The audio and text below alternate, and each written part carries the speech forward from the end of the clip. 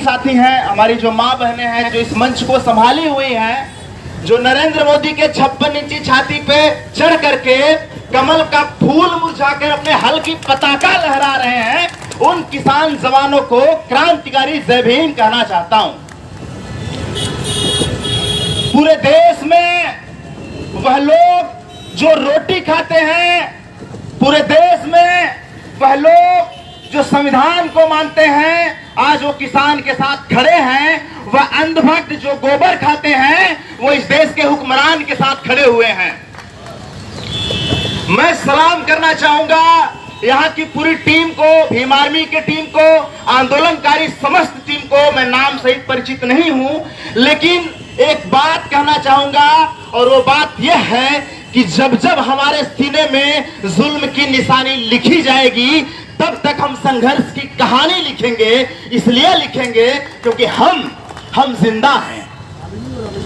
पिछले 4-5 महीने से लगातार आंदोलन चल रहा है।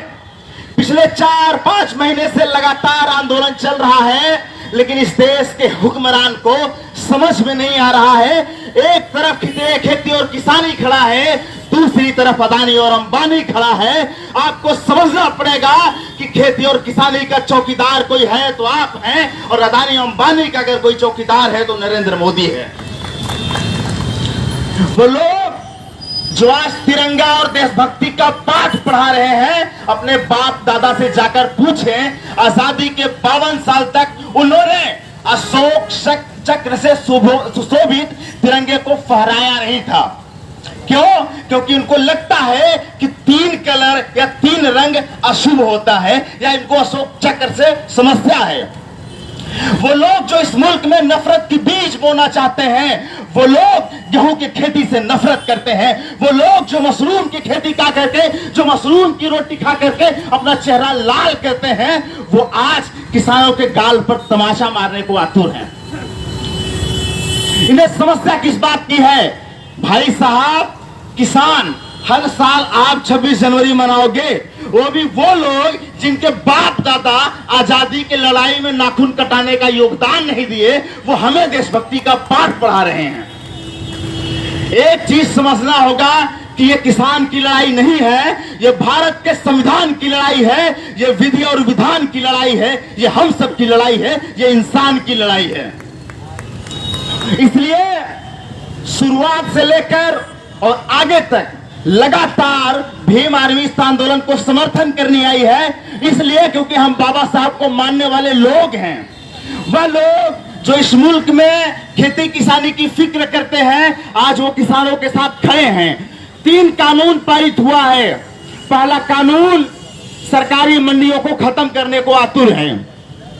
दूसरा कानून कॉन्ट्रैक्ट फार्मिंग के जरिए इस देश के खेती को अदानी अंबानी को दे करके इस देश के किसानों को मजदूर बनाए जाने की कोशिश की जा रही है। और एक तीसरा कानून है जो भंडारण की बात करता है, जो इस देश में कालाबाजारी को बढ़ावा देता है।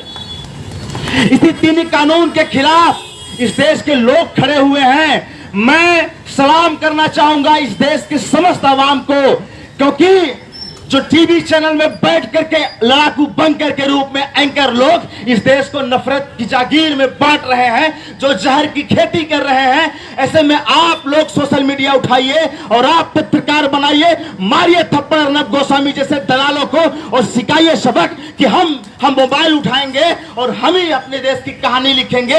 इसलिए कहानी लिखेंगे क्योंकि हमारे बाप दादा की सवाल है, हमारे पुरखों का सवाल है, हमारे आने वाले नस्लों का सवाल है, और अपने किस्मत की जागीर, अपने भविष्य की जागीर हम नरेंद्र मोदी जैसे लुटेरे के हाथ में नहीं देने देंगे। साथियों, इसलिए सवाल जरूरी है क्योंकि देश खून पसीने से चलता है। अदानी अंबानी जैसे लोग जो इस देश में अपना इंजन चला रहे हैं, दरअसल वो आपके खून से चलाई जा रही है, आपके खून से इतिहास लिखा जा रहा है। ये लोग कहते हैं कि 26 जनवरी को अगर किसान अपना परेड निकालेंगे तो देश का नाम धूमिल होगा।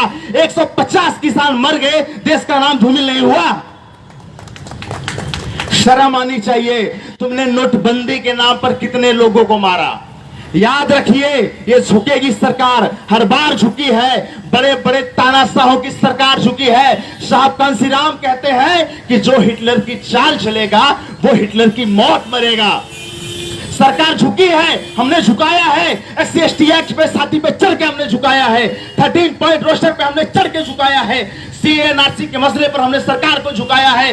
रविदास गुरुघर तोड़ा गया था, हमने सरकार को झुकाया है। हमने सरकार को झुकाया है, बार बार झुकाया है, हर बार झुकाया है। किसान आंदोलन के समय भी झुकाएंगे। एकताबद्ध कतार बना करके पूरे देश में किसानों को एक साथ खड़े रहना है। इस देश के समस्त विपक्ष को मैं भारतीय जनता पार्टी के उस नेताओं से भी कहना चाहूंगा जो रोटी खाते हैं, जिसके अंदर किसानों का थोड़ा सा दर्द है, जो समझते हैं कि इस देश में अगर किसान नहीं रहेगा तो उसका भविष्य नहीं रहेगा, वो किसानों के साथ खड़े हो। चूंकि भारतीय जनता पार्टी और RSS में शामिल हुए लोग एक बात समझ लें कि उनके बेटे फौजी नहीं बनते, उनके बेटे डलहौजी बनते हैं। फौजी हमारे और आपके बच्चे बनते हैं, फौजी हमारे और आपके भाई बनते हैं। इसलिए साथियों, ये कमल के खिलाफ हल की लड़ाई है, ये ट्रैक्टर के खिलाफ ट्रैक्टर की लड़ाई है, ये खेती और किसानी के पक्ष की लड़ाई है, ये अदानी और अंबानी के खिलाफ की लड़ाई है। आपको समझना होगा कि आप किसान के साथ खड़े हैं या फिर इस देश के लुटेरे पूंजीपतियों के साथ खड़े हैं। मैं अपनी बात खत्म करना चाहूंगा, लेकिन फिर से कहना चाहूंगा कि पूरे देश का शोषित वंचित समाज, खास करके शेड्यूल कास्ट ट्राइब समाज मजबूती से किसान आंदोलन के साथ खड़ा है। क्योंकि किसान लड़ रहे हैं संविधान के लिए, किसान लड़ रहे हैं रोटी के लिए। मैं खुद की बात करूं तो हमारे पास जमीन नहीं है और हमारा समाज किसान भी नहीं है, हमारा समाज मजदूर है।